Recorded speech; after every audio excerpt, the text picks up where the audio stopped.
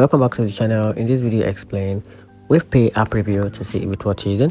So to get started, in 2025, WAVEPay by Wave Money is one of Myanmar's top mobile wallet app, offering users a wide range of features like peer-to-peer money transfer, bills payment, QR payment, bus/flight booking, and cash in, cash out via local agent.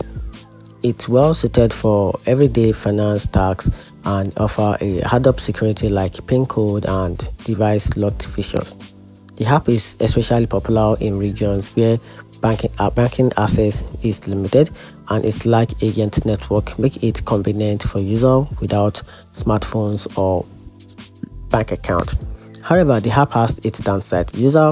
When users report frequent crashes, login issues, and poor customer support that can leave account problem unresolved for 8 days.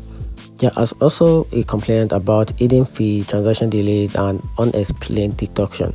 And here's what I think about this platform. So WavePay is what for users in Maya seeking simple, secure mobile payment, but it's best to use with caution, especially for large transfers or time-sensitive transactions. And that's it. Hope you find the video a little bit more helpful. If you did, turn on the notification button and subscribe for more videos. Thanks.